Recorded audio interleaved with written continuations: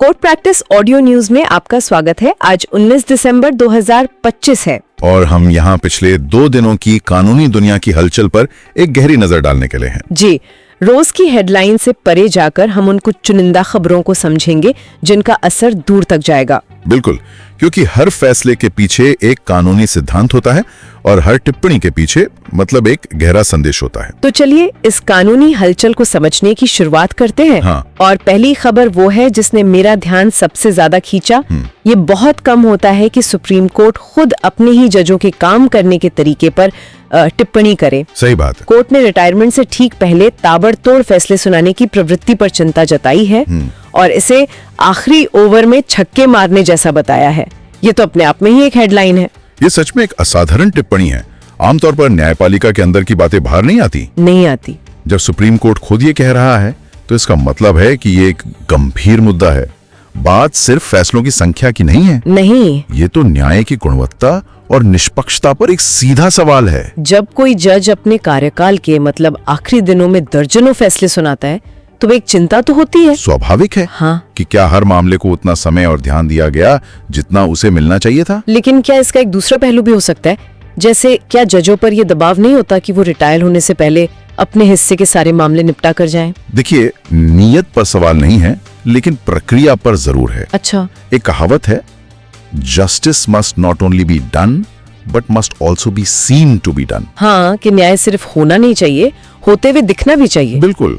अगर बहुत सारे फैसले एक साथ आएंगे तो लोगों के मन में शक पैदा हो सकता है कि कहीं जल्दबाजी तो नहीं हो गई। सही बात है। यह न्यायिक प्रक्रिया की विश्वसनीयता के लिए एक चुनौती है और यहीं से ये बहस भी छिड़ती है कि क्या इसके लिए कोई व्यवस्था होनी चाहिए। बिल्कुल, विश्वसनीयता का सवाल सबसे बड़ा है और सुप्रीम कोर्ट की इसी तरह की तीखी टिप्पणियां हमें दिल्ली के प्रदूषण मामले में भी देखने को मिली। हाँ, वहां भी कोर्ट का रुख बहुत सख्त था। और सुझाव तो बड़ा अनोखा है कि दिल्ली के सारे टोल बूथ ही बंद कर दिए जाएं। क्या ये वाकई एक व्यवहारिक समाधान है या सिर्फ सिस्टम पर एक तल्ख टिप्पणी? मुझे लगता है ये दोनों है। एक तरफ ये एक सीधी सादी टिप्पणी है जो समस्या की जड़ पर चोट करती है। कैसे? NHAI ने खुद कोर्ट में माना कि टोल कलेक्शन की वजह से बॉर्डर्स पर ट्रकों का लंबा जाम लगता है। अच्छा। जिससे प्रदूषण और बढ़ता है। तो कोर्ट ने कहा अगर यही समस्या है तो इसे हटा दो। मतलब अब कोर्ट सिर्फ निर्देश नहीं दे रहा बल्कि सीधे सीधे पॉलिसी से जुड़े सुझाव दे रहा है। हाँ, और ये एक बढ़ता हुआ ट्रेंड है जिसे हम न्यायिक सक्रियता या जुडिशियल एक्टिविज्म कहते हैं। जब कोर्ट को लगता है कि सरकार या एजेंसियां अपनी जिम्मेदारी निभाने में नाकाम हो रही हैं, तो वो खुद आगे बढ़कर कदम उठाता है। और उन्होंने सिर्फ अस्थायी उपायों पर नाराजगी जताई है। बिल्कुल, उन्होंने पूरे NCR के लिए एक लॉन्ग टर्म प्रदूषण नियंत्रण नीति की मांग की है। यह दिखाता है कि वो एक स्थायी समाधान चाहते हैं, सिर्फ लीपापोती नहीं। और मुझे लगता है कि सुप्रीम कोर्ट का जमीनी हकीकत से जुड़ाव 2 और मामलों में साफ दिखा। कौन से? एक याचिका आई थी आवारा कुत्तों पर MCD के नियमों को अमानवीय बताने वाली। हाँ। जिस पर कोर्ट ने नाराज होकर कहा हम आपको दिखाएंगे कि इंसानियत क्या है। और दूसरी वाली वो पैकेज ड्रिंकिंग वाटर की थी। जी, उसे कोर्ट ने लग्जरी मुकदमा कहकर खारिज कर दिया और कहा कि यहाँ तो लोगों के पास पीने का साफ पानी तक नहीं है। ये दोनों टिप्पणियां एक ही संदेश देती हैं। क्या? कि अदालत का समय और संसाधन उन मुद्दों के लिए हैं जो आम आदमी की बुनियादी जरूरतों से जुड़े हैं। ठीक है, तो हमने देखा कि सुप्रीम कोर्ट कैसे देश के बड़े नीतिगत मुद्दों से निपट रहा है, लेकिन जब कानून हमारी निजी जिंदगी को छूता है तब क्या होता है? यहाँ इलाहाबाद हाई कोर्ट का एक फैसला बेहद महत्वपूर्ण हो जाता है। आप वो लिव इन जोड़ों को सुरक्षा देने वाले फैसले की बात कर रही हैं? जी हाँ, कोर्ट ने 12 लिव इन जोड़ों को पुलिस सुरक्षा देने का आदेश दिया जिन्हें उनके ही परिवारों से खतरा था। बिल्कुल, और कोर्ट की भाषा बहुत साफ थी। जब 2 वयस्क अपनी मर्जी से एक साथ रहने का फैसला करते हैं तो किसी को भी उनकी शांति में दखल देने का अधिकार नहीं है। ये फैसला हमारे संविधान के अनुच्छेद 21 की आत्मा को पकड़ता है। अच्छा, अनुच्छेद 21 यानी जीवन और व्यक्तिगत स्वतंत्रता का अधिकार। जी, इसे सरल भाषा में समझें तो कोर्ट कह रहा है कि व्यक्तिगत स्वतंत्रता का मतलब है अपनी जिंदगी के फैसले खुद लेने की आजादी, जिसमें अपना साथी चुनना भी शामिल है। हाँ, ये फैसला पारंपरिक सामाजिक मान्यताओं के ऊपर व्यक्तिगत स्वायत्ता और कानून के शासन को रखता है। लेकिन क्या ऐसे अदालती आदेश जमीनी हकीकत को बदल पाते हैं? समाज में तो अक्सर इज्जत को व्यक्तिगत पसंद से ऊपर रखा जाता है। ये एक बहुत महत्वपूर्ण सवाल है।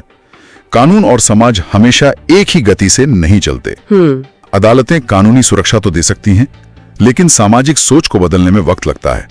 हालांकि ऐसे फैसले एक मजबूत संदेश देते हैं। हाँ, ये उन लोगों को हिम्मत देते हैं जो सामाजिक दबाव के आगे झुक जाते हैं। और पुलिस को भी एक स्पष्ट निर्देश देते हैं कि उन्हें कानून का साथ देना है, परंपरा का नहीं। और दिलचस्प बात यह है कि इसी इलाहाबाद हाई कोर्ट ने एक तरफ व्यक्तिगत स्वतंत्रता की बात की तो दूसरी तरफ सर तन से जुदा जैसे नारे पर बहुत सख्त रुख अपनाया। बिल्कुल, बरेली हिंसा मामले में। हाँ, कोर्ट ने कहा कि ये नारा भारत की संप्रभुता को चुनौती देता है और विद्रोह को उकसाता है। तो यहाँ आजादी की एक सीमा भी तय की जा रही है। जी, ये अभिव्यक्ति की स्वतंत्रता और राष्ट्रीय सुरक्षा के बीच के नाजुक संतुलन को दिखाता है। अदालत ये साफ कर रही है कि स्वतंत्रता का अधिकार असीमित नहीं है।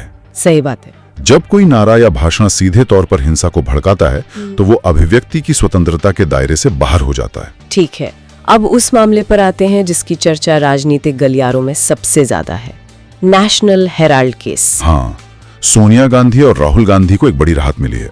दिल्ली की एक अदालत ने ईडी की चार्जशीट को ही खारिज कर दिया। ये एक बहुत बड़ा मोड़ है। ये सिर्फ एक बड़ी राहत नहीं, बल्कि प्रवर्तन निदेशालय मतलब ईडी के लिए एक बहुत बड़ा झटका है। और इसके पीछे का कानूनी कारण क्या था? कारण समझना बहुत जरूरी है। अदालत ने कहा कि ईडी ने ये केस एक निजी शिकायत के आधार पर बनाया था। अच्छा। जबकि इस मामले में कोई पुलिस एफआईआर दर्ज नहीं हुई थी। और ये एफआईआर इतनी जरूरी क्यों है? इसे समझने के लिए हमें पीएमएलए को समझना होगा। पीएमएलए यानी prevention of money laundering act. इस कानून के तहत कार्रवाई शुरू करने के लिए आमतौर पर एक प्रेडिकेट ऑफेंस यानी एक मुख्य अपराध का होना जरूरी होता है, जिस पर पहले से कोई एफआईआर हो, जैसे कि भ्रष्टाचार या धोखाधड़ी। बिल्कुल, ईडी उस एफआईआर के आधार पर मनी लॉन्ड्रिंग की जांच करती है। अदालत का कहना है कि जब कोई मुख्य अपराध की एफआईआर ही नहीं है तो मनी लॉन्ड्रिंग का केस कैसे बन सकता है? अच्छा, तो इसका मतलब ये हुआ कि ईडी हवा में जांच शुरू नहीं कर सकते, उसे किसी और एजेंसी के केस का आधार लेना होगा। ज्यादातर मामलों में यही प्रक्रिया है। इस फैसले ने ईडी की शक्तियों और उसकी प्रक्रियाओं पर एक बहुत बड़ा कानूनी सवाल खड़ा कर दिया है। तो इसका असर भविष्य में ईडी के दूसरे मामलों पर भी पड़ सकता है? पड़ सकता है, जहां शायद इसी तरह बिना एफआईआर के जांच शुरू की गई हो। बचाव पक्ष के वकील अब इस फैसले को एक मिसाल की तरह इस्तेमाल करेंगे। ये तो वाकई ईडी के काम करने के तरीके पर दूरगामी असर डाल सकता है। बिल्कुल। इसके ठीक उलट हम पुणे पोर्श क्रैश मामले में अदालत का बिल्कुल अलग रुख देख रहे हैं। हाँ, वहां तो कोई राहत नहीं मिली। नाबालिग आरोपी के पिता विशाल अग्रवाल समेत सभी 8 आरोपियों की जमानत याचिका खारिज कर दी गई है। हाँ, और दोनों मामलों में अदालत के अलग रुख का कारण साफ है। नेशनल हेराल्ड का मामला एक प्रक्रियात्मक और कानूनी वैधता का था, जबकि पुणे का मामला जन आक्रोश, सबूतों से छेड़छाड़ जैसे कि ब्लड सैंपल बदलना, इन सब गंभीर आरोपों से जुड़ा है। तो यहाँ अदालत एक अलग संदेश दे रही है। हाँ, समाज को ये संदेश दे रही है कि जब न्याय की प्रक्रिया में ही सेंध लगाने की कोशिश होगी तो वो कोई ढिलाई नहीं बरतेगी। यानी एक तरफ कानून की प्रक्रिया का सम्मान तो दूसरी तरफ अपराध की गंभीरता पर सख्ती। बिल्कुल। एक और मामला जो सुर्खियों में रहा वो इंडिगो एयरलाइन से जुड़ा है। अच्छा, वो फ्लाइट्स में गड़बड़ी वाला? जी, हाल ही में उनकी फ्लाइट्स में जो भारी गड़बड़ी हुई उसके बाद अब सीसीआई ने उनके खिलाफ एक शिकायत का संज्ञान लिया है। सीसीआई यानी भारतीय प्रतिस्पर्धा आयोग। ये एक बहुत दिलचस्प डेवलपमेंट है। अब तक हम फ्लाइट में देरी या खराब सर्विस को उपभोक्ता अदालतों का मामला समझते थे। हाँ, लेकिन अब इसमें सीसीआई यानी कंपटीशन कमीशन ऑफ इंडिया की एंट्री हो गई है। तो खराब सर्विस देना अपनी स्थिति का गलत फायदा उठाना कैसे हो गया? देखिए, भारत के एविएशन मार्केट में कुछ ही बड़ी एयरलाइंस हैं।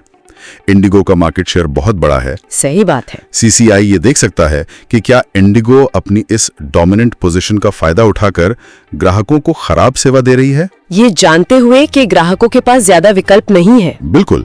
अगर ऐसा पाया जाता है तो ये प्रतिस्पर्धा कानून का उल्लंघन माना जा सकता है। अच्छा, ये कंपनियों के लिए एक नई चेतावनी है कि अब सर्विस क्वालिटी को भी कंपटीशन के नजरिए से देखा जाएगा। तो ये तो उपभोक्ताओं के लिए एक अच्छी खबर है।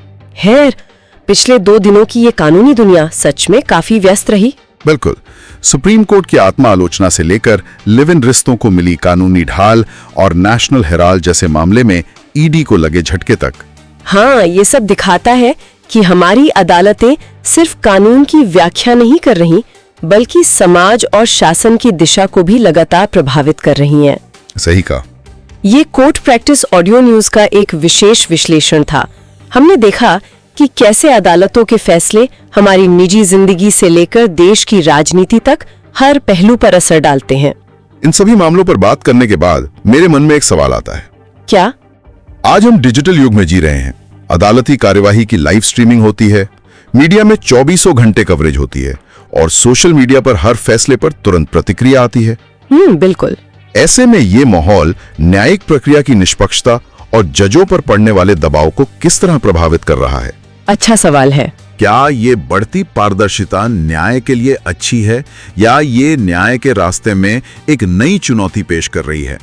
ये एक ऐसा विचार है जिस पर शायद हम सभी को सोचना चाहिए।